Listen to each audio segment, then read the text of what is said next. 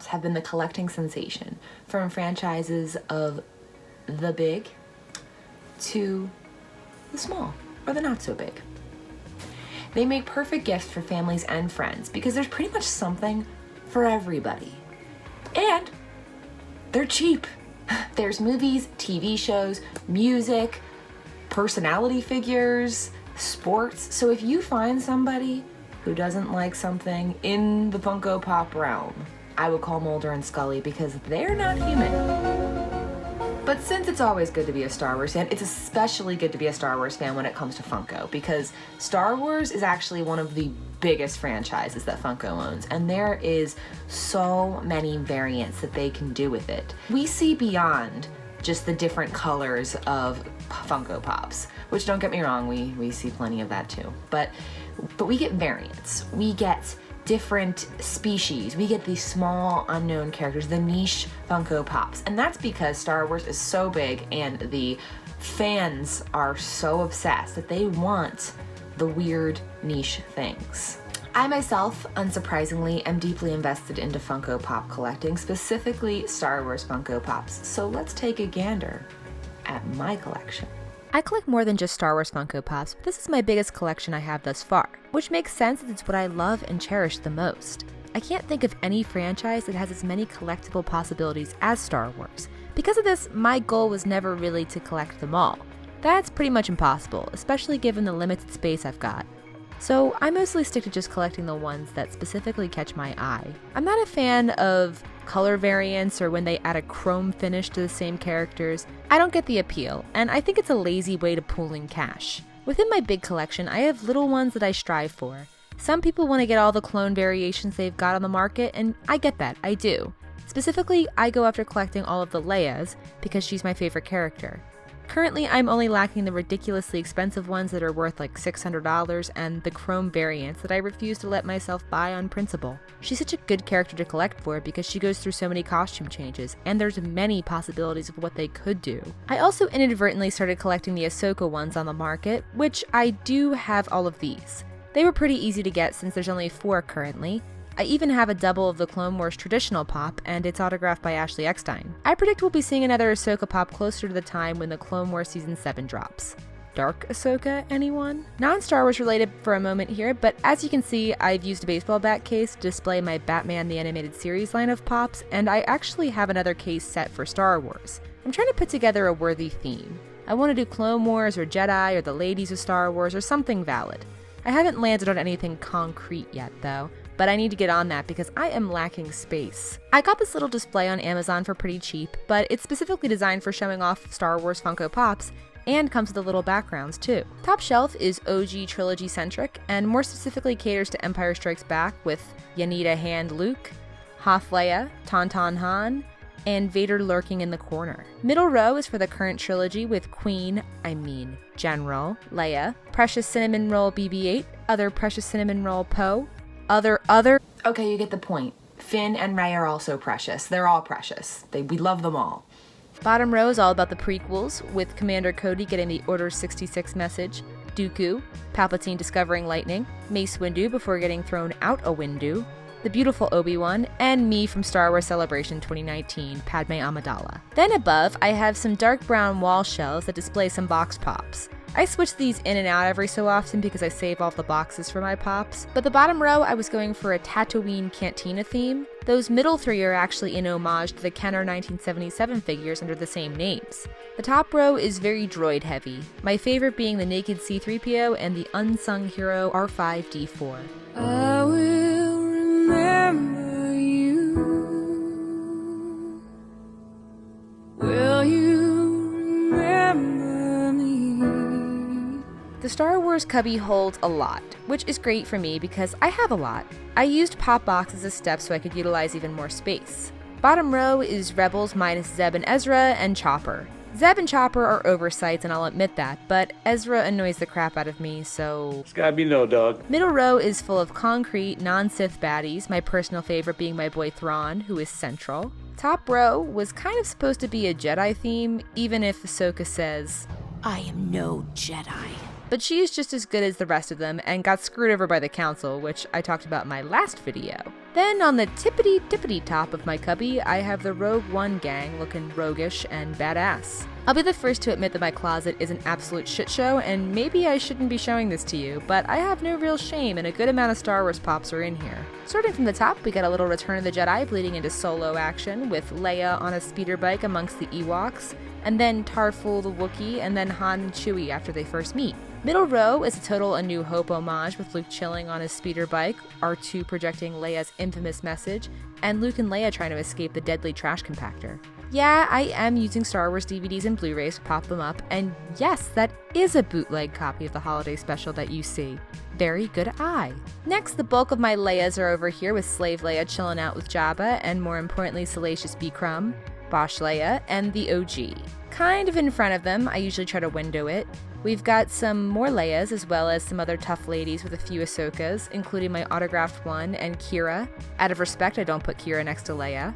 Electrocuted Vader's also temporarily over here, as well as Chewie, who is wearing a breathing apparatus from Empire Strikes Back. Down below, we've got quite a hodgepodge of Star Wars characters, some of which will likely go in the baseball bat case that I've got waiting in the wings. A healthy combination of old and new. I particularly really love my General Grievous pop, which is why he's so propped up and centered. I don't always think like that, but sometimes I do. There are a few pops that don't quite have homes yet in my mess of a display. One is a Vader Chrome pop that came with a subscription. I had no idea what to do with him. You know I'm not a fan of the Chrome, guys. DJ Rex, which I got in Disneyland when going to Galaxy's Edge, will be displayed very shortly. His box is dented, which is a bummer, but the figure is perfect. I don't want to take him out of the box though, because that sticker is the money. I have not one, not two, but 3 displaced movie moments because they're big and annoying to find places for. I kind of think I'll keep my Anakin and Obi-Wan duel on top of the complete Saga Blu-ray because accidental placements are sometimes perfect. But my Boba Fett and Han Solo and Carbonite, as well as the Dagobah Face-Off, have kind of been sitting next to my trilogy shelf for a hot minute. Who knows what the future has in store for them. Out of the many Star Wars Funko Pops that I have, it's tough to choose exactly which are my favorites or my definitive favorites. But I do have 10 that I deeply cherish and love beyond measure. Number 10, Thrawn. I mentioned earlier that he was one of my favorites. I've loved him from the EU and then later in his transition into the current canon of Star Wars. I think he's one of the best villains out there. I just love the look of Thrawn in pop form too. They nailed how accentuated his cheekbones are, as well as his overall menacing but calm appearance. Number 9, Maul. Speaking of menaces, another favorite villain of mine, if not my favorite. This one goes to paint job though, because they really killed it with the design here. The markings all over his body are perfect and look straight from Twilight of the Apprentice episode in Rebels. Number 8, Naked C-3PO.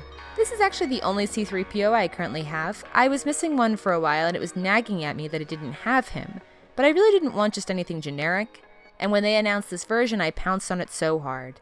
Number 7, General Grievous. A Walgreens exclusive that I did not buy at Walgreens. I ended up getting him at a con for a higher price than what he was being sold, but I just had to have him in my collection. He's way too cool looking. I would have preferred if he had 4 lightsabers ignited, but even with just the 2, he's easily one of the coolest looking pops out there. Number 6, Hoth Leia. My favorite version of Leia has always been her Empire Strikes Back look on Hoth. She was a Star Wars Celebration 2017 exclusive, but the exclusive rocked that year and I had to have her. It's my favorite Star Wars movie with my favorite character on one of my favorite planets. It's comfortable to cosplay too. Number 5, Holographic Leia / R2-D2. Another Leia pop making this list is not surprising in the least. This is a simple design but brilliant on an idea level. It's really just a holographic Leia and a regular R2, but when paired together you get one of the most iconic scenes in all of Star Wars. Number 4, Han Solo on a Tauntaun. Story time! This pop actually is the reason I joined Smuggler's Bounty years ago. For those who don't know, Smuggler's Bounty is a Star Wars exclusive, Funko-sponsored subscription service that runs every other month and costs $25. Inside, you get a Funko Pop designed exclusively for the box, sometimes 2 or sometimes a big pop, as well as some other cute merch too. It's now run through Amazon, which in my opinion, it was better before this became the case. But there's still some good stuff coming through it. Anyway, when I saw this was going to be the pop inside the box years ago, I never subscribed to anything so fast in my life. Number 3, DJ Rex. Obviously considering my love for Star Tours, as well as the Disney parks and my fabulous time at Galaxy's Edge, this little guy has to make the top 3. Number 2, Autographed Ahsoka. Both of my top 2 slots are taken by autographed pops, which I feel like is cheating, but I'm still going for it. For one thing, Ahsoka Tano's pop is absolutely amazing looking, and if it didn't have the autographed version of her Clone Wars character, I'd say Ahsoka would have made the list anyway. They just get the details so right with this one, and the fact that it's signed by Ashley Eckstein is just icing on the cake. Number 1, autographed Chewbacca. May this sweet man rest in peace. I was so fortunate enough to get to meet him 2 years ago at Star Wars Celebration 2017 in Orlando. He was such a sweetheart and loved my Hoth Leia cosplay. The fact that I have this signed memento of this moment will always put this as my number 1 pop in my collection. So beyond that, what are my ideas that would be very well suited for Star Wars Funko Pops? Well, you know, there is a quality film that has been vastly underlooked, especially since there have been Christmas Star Wars Pops released. I think you know what I'm getting at. The holiday special! I think the holiday special should have Funko Pops. All the weird and the gross should have Funko Pops in the Star Wars universe, because even though we hate it, we love to hate it, and I would absolutely collect for it. So yeah, I want Red Cloak Chewie, I want Lumpy, I want Itchy, I want Mala, and I want all the other Wookiees that somehow look better than the ones they used in the film Solo. Save it for the Solo review, Courtney. Save it for the Solo review. R.V. Corman's Gornanda needs to be whipping up galactic treats in Funko Pop form. And I want a Mermea WoW tribute in pop form. Yes, they're half naked, but you did slave Leia. Make it work. B. Arthur is also in this movie, and if she doesn't get a Funko Pop, that is just an insult. Truly. I mean, make this movie worth something, Funko. I also think Ventress and the Night Sisters, as well as plenty of other Star Wars characters, deserve the treatment. Now hear me out.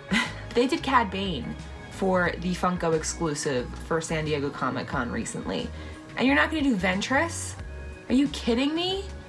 She is way bigger than Cad Bane. Oh, it makes me mad. Don't get me wrong, I have the Cad Bane Funko Pop, and I love the Cad Bane Funko Pop. It's super cool looking. But I want Ventress and I want her Night Sisters. They are worthy. More EU characters. I know.